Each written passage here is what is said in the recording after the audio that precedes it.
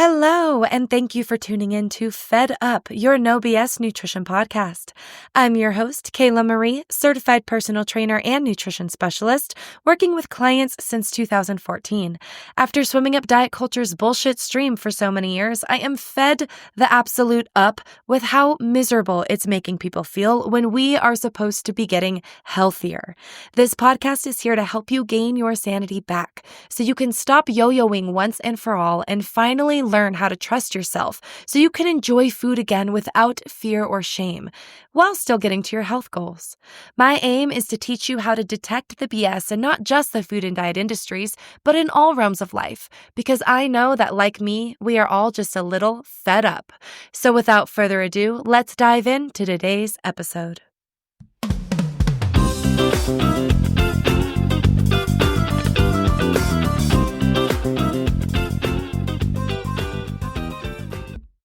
Guys, listen to this crunch. I'm eating grapes.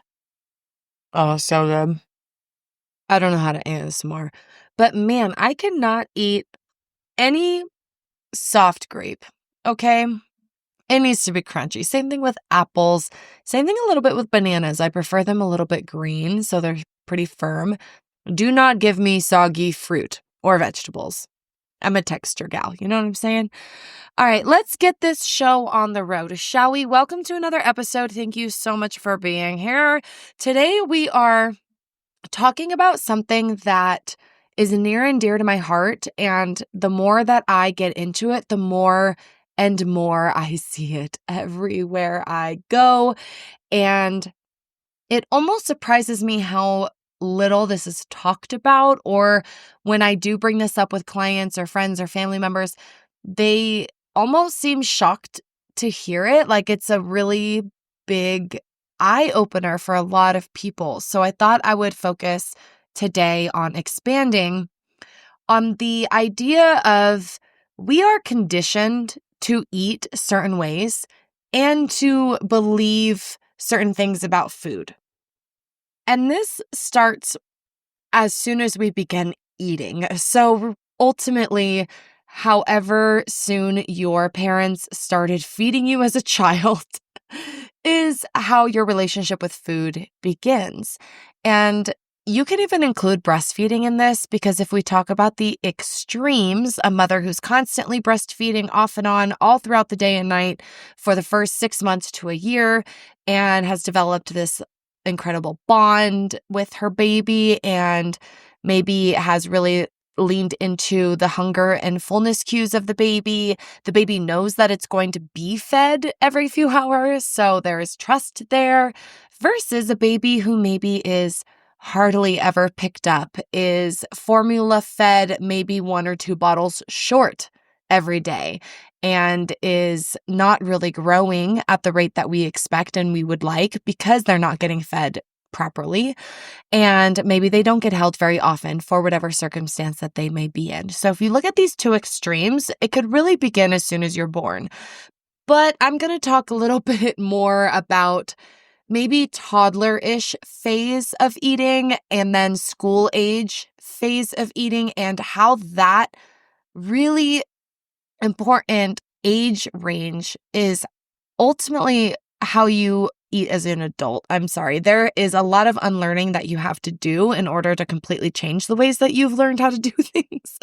But this is ingrained in us from school age and on, and from toddler age and on. And so it's a lot to handle. And as soon as I say this, you might even be thinking about like, oh yeah, maybe I remember these things. And something I like to ask clients is I'll ask them, what is your earliest food memory? What is the earliest thing you remember about eating?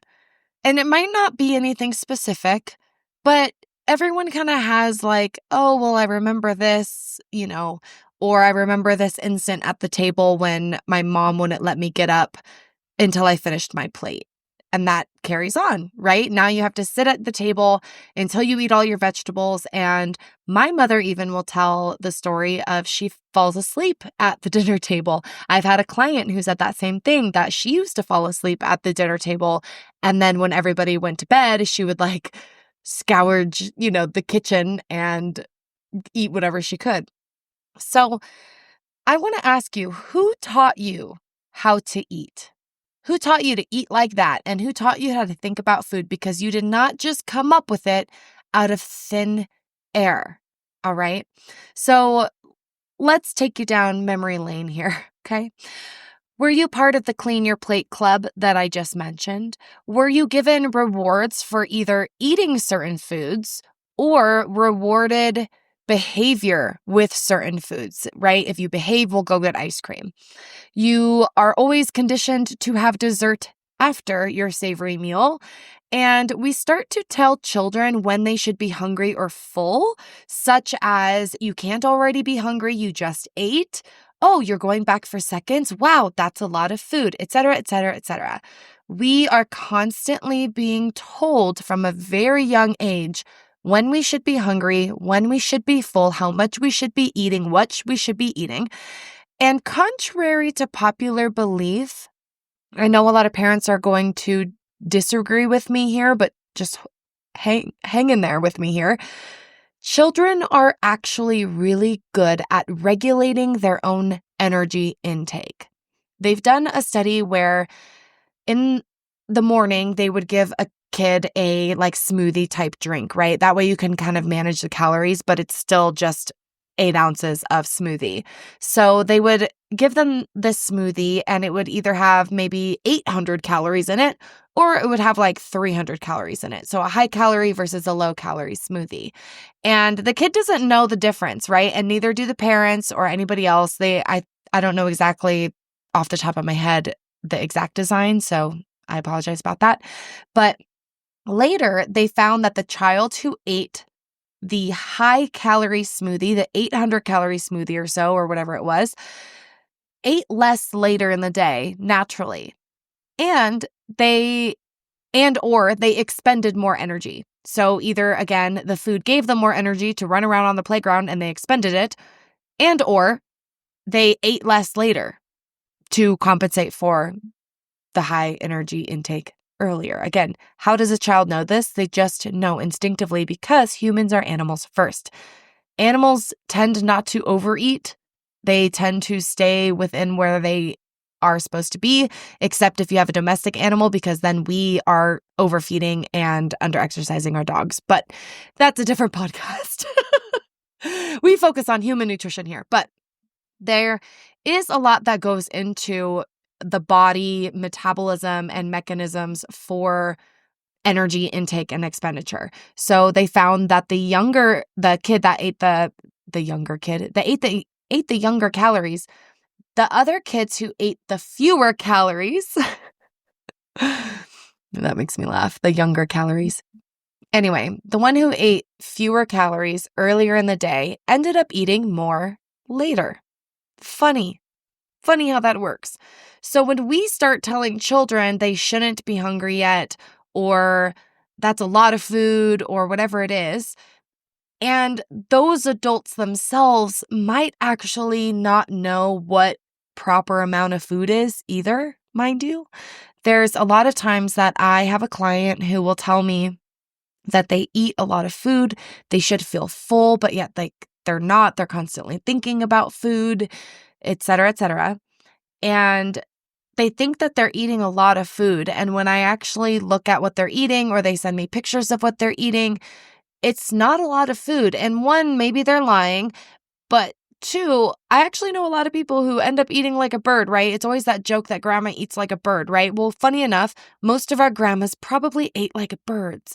And whether or not it was out of food scarcity and insecurity, meaning you don't have enough food for your children, so you had to ration it, that alone can create a relationship with food that later in life you either overcompensate for and you end up overeating because you're afraid of starvation, whether it's primal or you're conscious about it, who knows? It's all of the above factors, all of the things combined that happen to you over your life. It doesn't just come out of thin air, all right? It is not your fault that you're constantly thinking about food. You're constantly questioning whether or not this is good or bad food, or whether or not you need this, or whether or not it's spiking your blood sugar, and you're not diabetic. If you are, obviously you should be worried about that. But a lot of times our mothers and our grandmothers grew up in a time of either food scarcity or the 80s diet culture, which I'm pretty sure, or the 50s diet culture was even worse than the 80s, I think, because people were literally told to like drink alcohol and smoke cigarettes and you'll stay thin and that's fine. And that's super healthy to just have a glass of red wine for breakfast, lunch, and dinner. There were a lot of misconceptions about nutrition back in the day. And so we're getting this generational pass down of information from women, particularly men too, but women who don't know anything about nutrition, for one, and for two, have no idea what is a realistic human body supposed to consume and how hungry you should feel or shouldn't feel, and whether or not you're even hungry, because again, someone told you from a young age that you should eat less than your brothers or you shouldn't be hungry yet, whatever it may be, okay? There's a lot of things that happen with babies and toddlers when they're learning to eat that kind of piss mothers off, and I get it, right? Like, oh, every time I'll feed my baby and then I go to eat and now my baby wants what I'm eating. Well, that's because humans want to eat together. And a quick way to reduce that is eat what your baby's eating and eat it with them, because they also are watching you to see how you're eating. They want to practice with you. So I know it's frustrating, but babies want to learn by what you're doing while you're doing it. And if you're eating food on your plate, they want the food on your plate and they want to mimic what you're doing by eating. If you feed them separately than you all the time, they're also never learning what it looks like to chew properly. They're not getting the exposure and the socialization that they say. I think there's like a ton of studies that say family dinners are crucial to child's development with their school grades, their emotional maturity, their like risk of going to jail and shit like that. They have like higher credit scores. Like it's all of these things when parents and children eat together. So take that as you will. I know that it's not always perfect all the time, but if you can, when you can, have meals together. That's number one. And shut your mouth. And shut your mouth unless you're eating, in terms of don't pass down the comments that you heard growing up. And what I mean by this is it can be very innocent, such as, oh, wow, you want seconds, or, oh, wow, you ate that really fast, or I don't know, whatever it may be. We want to limit the amount of comments. They say that the more you comment, the more you pressure, the more you even try to like hype up the fact that broccoli tastes good. Your toddler's like, I don't believe you. Stop pressuring me. I'm going to throw the broccoli on the floor.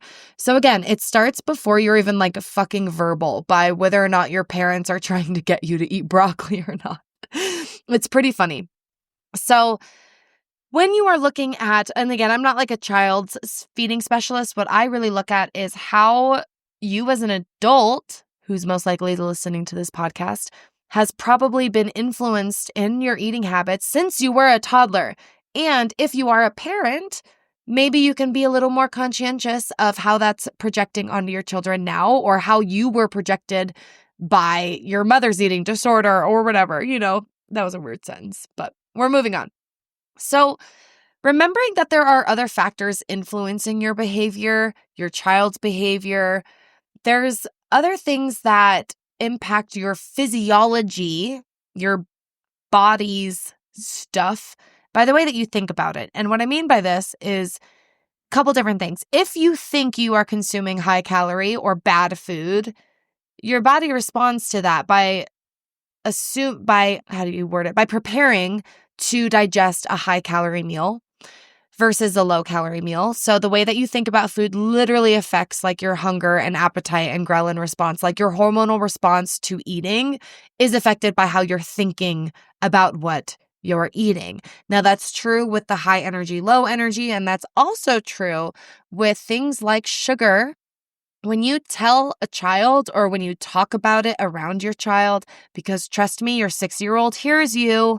You think they don't, but you've said it. You've let it slip that sugar makes them crazy. You've let it slip that sugar makes them hyper. Oh, they can't have that much sugar because it's going to do this or it's going to do that. Then guess what it does? It does that thing, because not only is your child knowing that you're expecting it, but like you tell a 6-year-old that this magic pill sweet thing is going to make them act crazy, then guess what? They act crazy because that's what they think is happening. Like, it's placebo. It works really well on children, but it also works on us. So they have shown that it's not sugar that makes them hyper. It's oftentimes either telling them that they're going to be hyper, or it's also just associating the events that typically have a high sugar consumption, like holidays and parties, with also like your child's craziness because they're at a holiday party.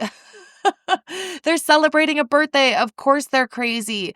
And if you tend to put sweets up on a shelf, and again, I'm telling you this as a parent, but I'm also reminding you that as a child, if your parent did this, when they put sweets up on a shelf, meaning it's up on a pedestal, it's like this thing you have to either earn with a behavior, good behavior. You have to earn it by eating your veggies or eating your savory meal. You have to earn it by exercise or earn it, whatever it may be. It's special, it's exciting.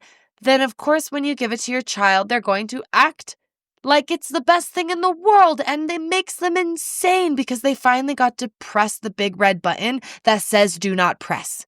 Okay? The more that you say, like, you can't have it, it's only for special occasions, and then you're like surprised that they act crazy when you give it to them. So anyway, this rings true throughout our entire lives because we are told certain foods are doing things to us, or it's poison, or don't eat that if you can't pronounce the ingredients in it, or if it has more than 5 ingredients in it.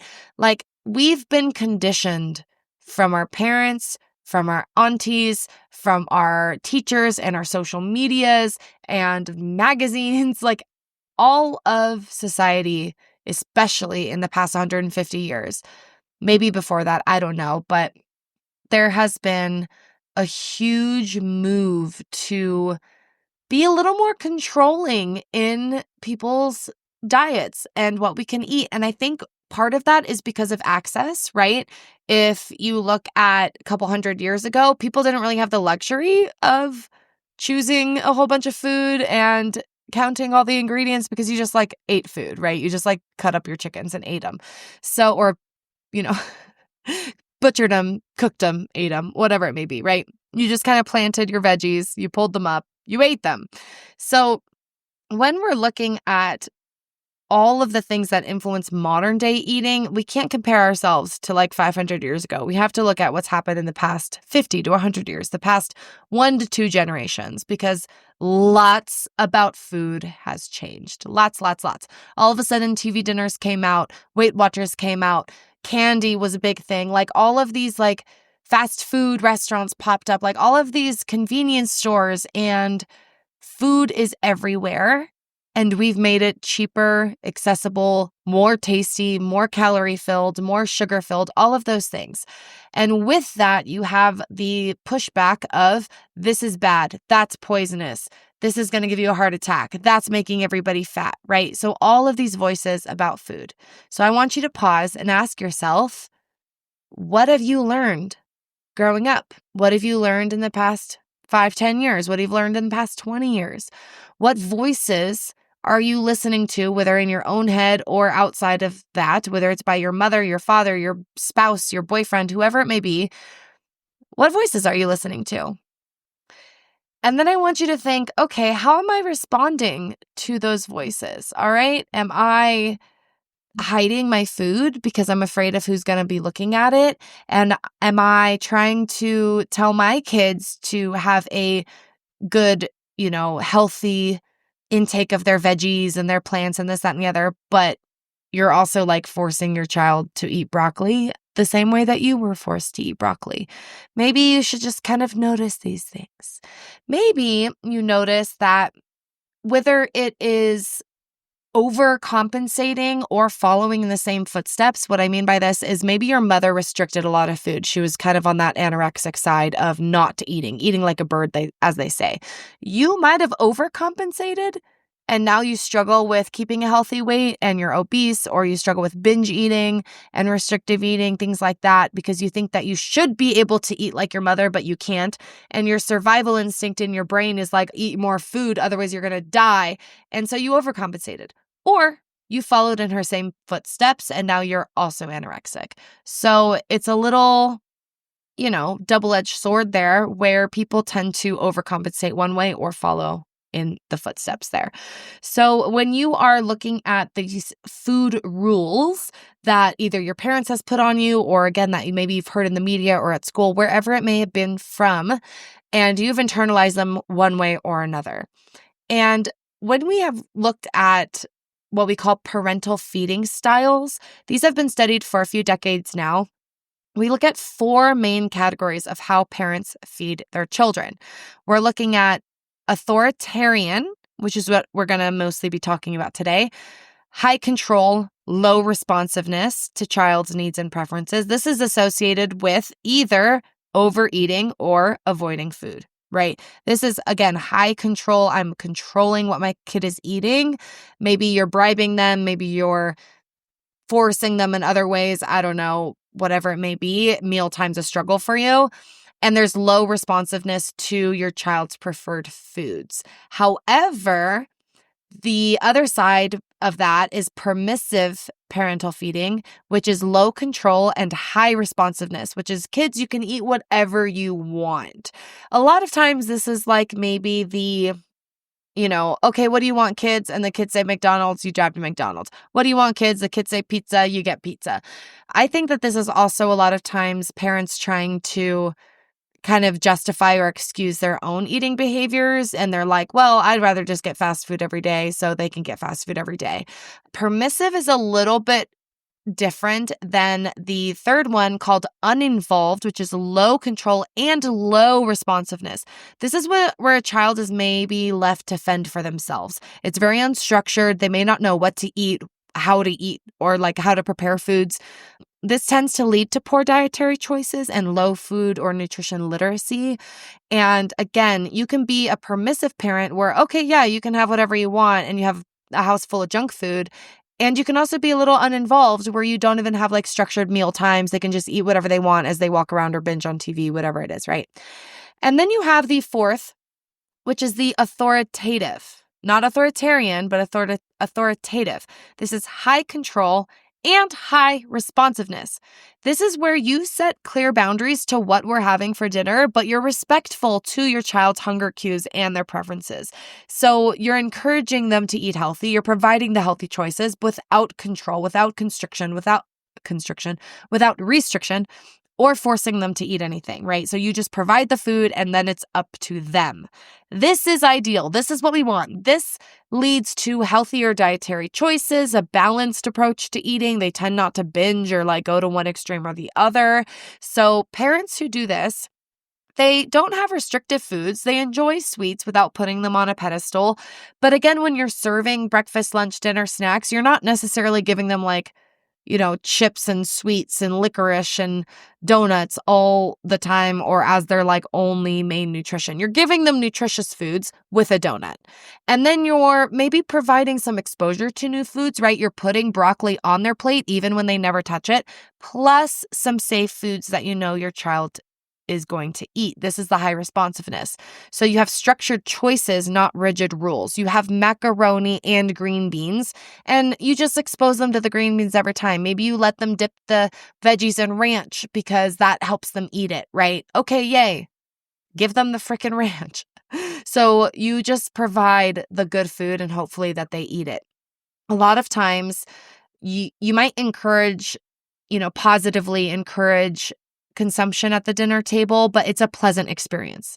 And it's not, kids can tell when you're bullshitting them. All right. So when you're like, oh, eat the broccoli, just one more bite, like they know that you're just bullshitting them, trying to get them to eat the broccoli. I don't know.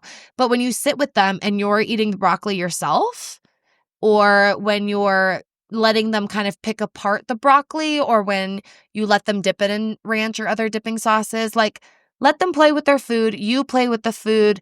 You can, encourage them to, I don't know, the trope of like putting carrots or green beans or something up, like, what do they call it? Like tusks, walrus tusks. So you can be silly and be fun, encourage healthy eating without being controlling and forceful and fake, right? So that's ideal. And most of us did not grow up with that.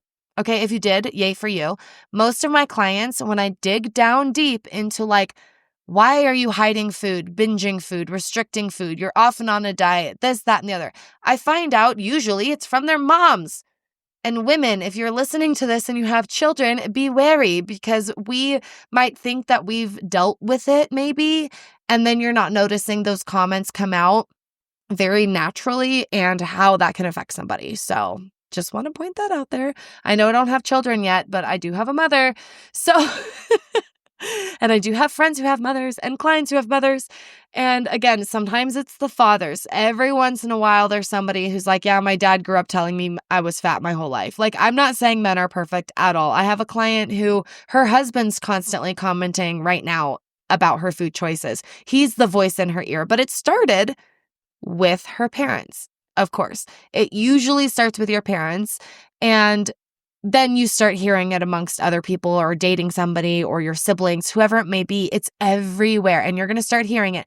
It's subtle comments like people justifying what they're ordering to eat at a restaurant. I had to rant about that a few episodes ago because people justify all the time. Well, I had a salad for lunch, so I guess I can be bad and have fries.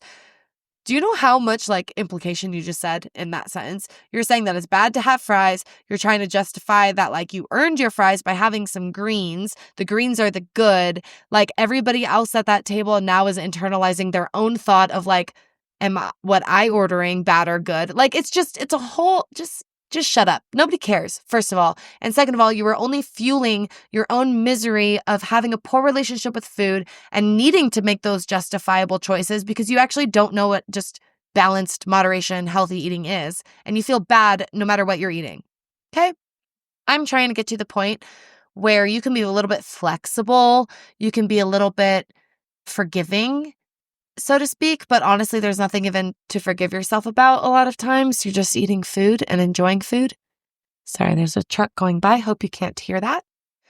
My whole coaching experience with a lot of clients is trying to undo this conditioning, trying to make them realize they don't just need more willpower. They need to rethink their entire concept of what it means to eat food and enjoy food. And whether that means eat healthy or, eat to survive or eat to lose weight or eat to whatever it may be.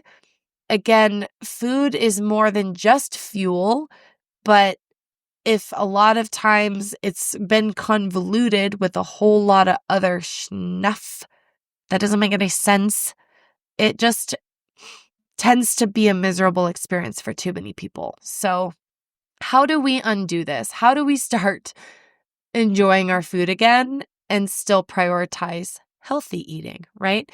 So first of all, I want you to notice that it's there. What food thoughts do you have? What do you think about the food that you're eating? Start noticing these habits when you're emotional eating, when you sabotage, when you go on binges, whatever it may be. I want you to start noticing that. And then I want you to pause and kind of think about whose voice is that, right? So maybe write down whose voice is that. Is it your voice? Is it social media post voice? Is it your mom's voice? Number 2, then we can dive into the root of emotional eating and binging and what is triggering these episodes when you first learned to use food to cope.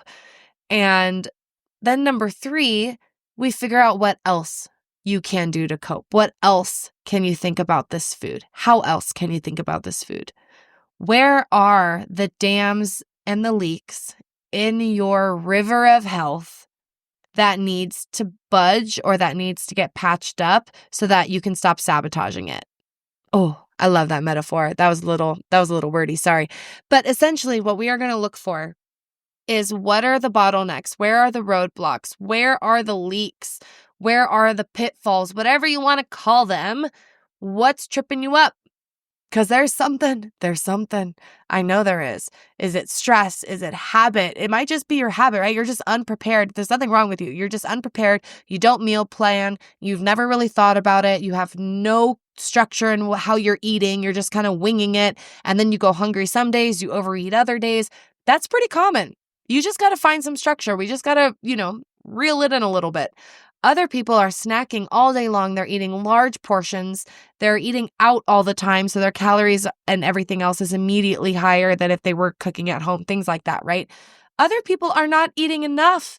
They think they are. They might think they are, but they're trying to eat less and eat less and eat less. And then sometimes they binge, sometimes they don't. But still, we can find a middle ground, I promise you. And you can enjoy eating food and eat good food while still wanting to lose weight and still being successful at losing weight or gaining weight.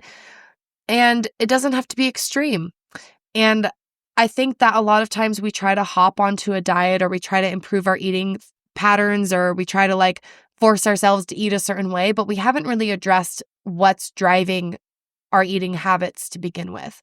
And again, sometimes it's these mental roadblocks and these dams that we have to kind of unblock because it's been conditioned in us since we were a toddler.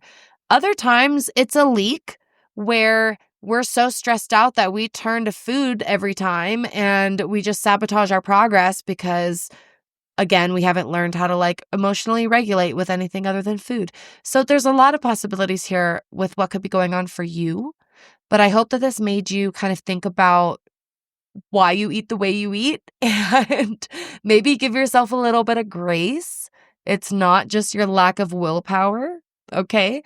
It's not like I want to blame your parents for everything, but just be a little bit conscious of this has been going on for your entire life. And it's not just you in an echo chamber, okay? Or in a vacuum chamber. Anyway, we're done with metaphors for the day. That's the episode. I hope this helps. Love you all. I hope you can break free of this conditioning. I am actually working on my nutrition course that I'll be launching the next few weeks. I don't know what I'm going to call it yet, but it's essentially about this. So definitely stay tuned, and I'll speak at you next week. Thanks for tuning in. Thanks so much for being here, friends. If you enjoyed this episode, please screenshot and tag me over on Instagram or leave a 5-star review wherever you are listening from. Your support means the world to me and only helps me get the No BS news out to more people. If you're interested in working with me in nutrition or personal training, check out my programs and courses on my website at KaylaMarieFitness.com and on Instagram at KaylaMarie_fit. See you next week.